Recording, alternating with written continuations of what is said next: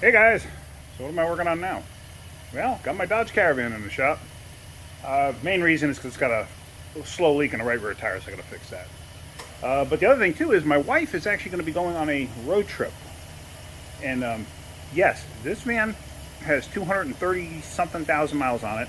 And no, the transmission has never been serviced, ever. I've owned this van since 90,000 miles. Transmission has never been touched, because people have asked me that. I never serviced my transmissions, ever. Ever. I had a 1990 Dodge Caravan. That was my first ever Caravan. I had 1990. It had the 604 in it, which was known as the Slip 04. And they were notorious for failures. Notorious. I drove that van to 300,000 miles. And the tranny just then started to give me some issues. At 300,000 miles, never serviced it. And the only reason that I actually didn't fix it, I kept driving it a little while longer, then the heater core went out, needed some other things. It was starting to rot out, New York car. And I was just like, you know what, this is done for. I'm not going to put a transmission in this thing. My dad had a Dodge Omni. Yes, a Dodge Omni.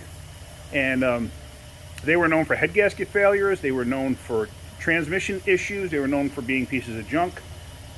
That thing had 350,000 miles on it. Never had a transmission service. Luckily, it got regular oil changes, but that was about it. My dad did nothing to that car. Nothing. And it had somewhere around 350. The floor actually rotted away on it. He gave the car to a friend of mine. My friend pulled the motor and transmission out, stuck the engine in one person's car, knowing full well it had 350,000 miles on it, but he just needed to help some people out. He put the engine in one car, the transmission in another car. The engine went over 100,000 miles more. He put a timing belt on it and stuff like that. Went over 100,000 miles more, and then he lost track of the car. The transmission went almost another 100,000 miles. Lost track of that car. So, like I said, I never serviced transmissions, regardless. So I got the van in. Remember I made the video on the coolant leak? Well, it still has the coolant leak because I haven't fixed it yet. I don't have time right now. I just have way too many things going on. I'm going to see if I can't tighten up the intake a little bit and stop the leak.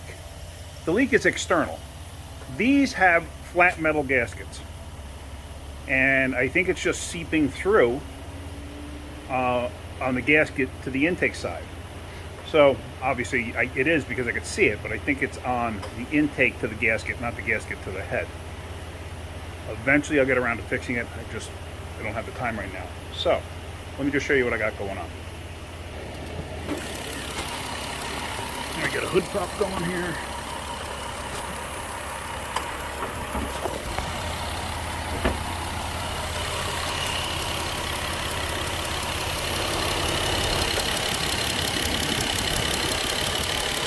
And if you look back there, see all that wetness?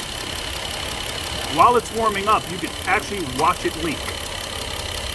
So what I'm going to do is I'm going to pull that coil off so I can get to the corner intake bolts. I'm not going to take the upper intake off. I'm not going to go nuts to get to this side to tighten anything up.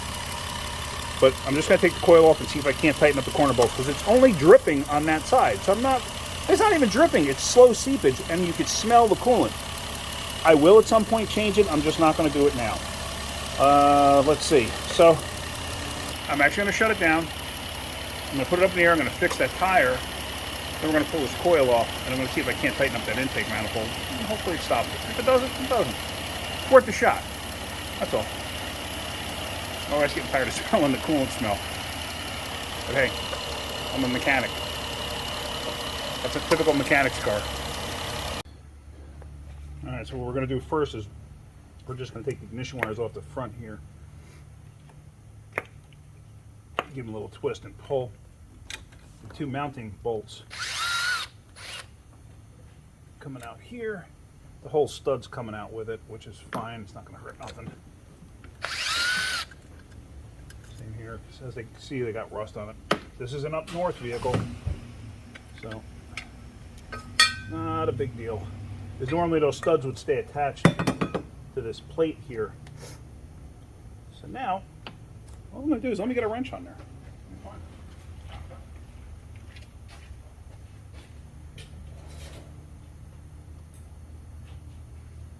I'm not going to go through the whole procedure of torquing it or anything. Like I said, this is just to see if I can get anything out of it. All right, I got a little bit.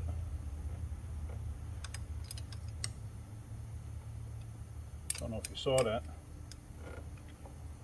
But that's really all I'm going to do.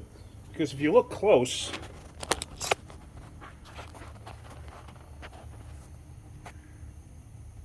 here's the one intake bolt here, and that's a water passage right here. And this one tightens up here, and that's a water passage right there. So, oh, I'm sorry if I didn't show that. That's an intake bolt right there, and that's a water passage right there. So, I'm thinking that'll be all right. I mean, if I can get to the other ones, I might throw a wrench on it, but you just see the head of it right there.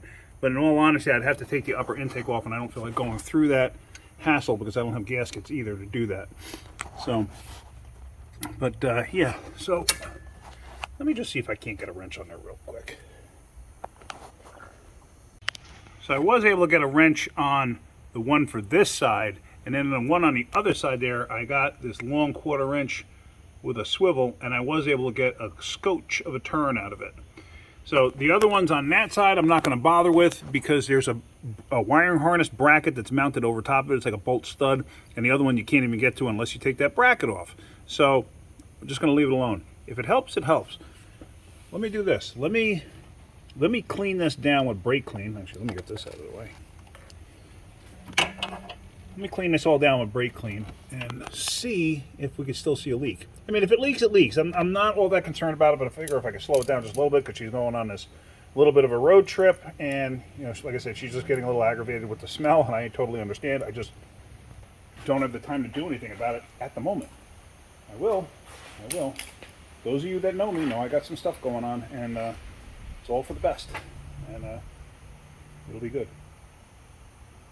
The wife and I will have something good going on there. Anyway, let's see. Let me clean that off. Let me put the coil back on. Let's see if we have a leak still. Yeah, I got it pretty well cleaned off. If you look really close down there, see that orange thing?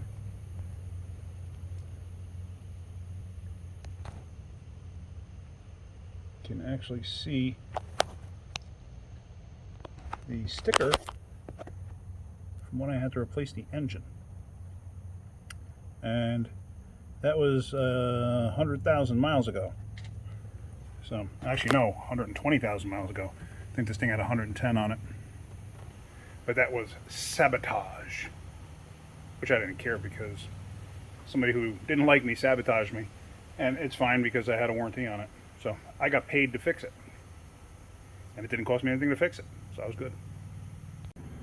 So, all together, start it up.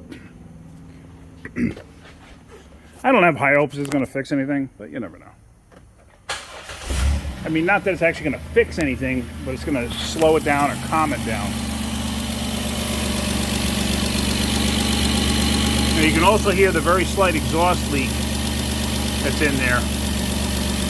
The front flex pipe on this, at the back there, has a crack in it. I have to take it down and I have to fix it, but there again, it's a job for another day. So I'm going to leave this thing running for a little bit. We're going to see. Woo! Wow, I just got zapped by the coil. Okay. Anyway, that shouldn't have happened. Those are new wires and that's a new coil. Let's let it go for a little while. See what happens. But yeah, when I leaned over it, I don't know if you heard it, but man, whoo, I got hit. So she's been running for about 15 minutes now. I'm not getting that close to the coil. That's what happened last time. And I don't see any seepage now. Alright, well, I guess that's going to help for right now. Like I said, it wasn't a situation where I was worried about it. She was just tired of the smell, understandable. So let me shut this down. I'm going to just make sure the coil wires are fully seated just in case one isn't, because like I said, I got hit there. spark. But yeah, I just find it interesting that it's actually not leaking now. Because before you would just see little tiny bubbles. You would just see them coming up and just a little bit of wetness start. But yeah, I'm still going to do the intake. I have to do it. So one day when I do the intake, I'll fix the exhaust. I'll try to do everything all in one shot. Just do like a major overhaul. And in terms of like major overhaul, major repairs, get the intake done to get the exhaust on, stuff like that. Now at least this way, maybe it'll go another 250,000 miles. All right, yeah, so that's it. Hope you got something out of that. If you did, hit that like button. If you could, please subscribe. All right, guys, have a great day. Keep wrenching.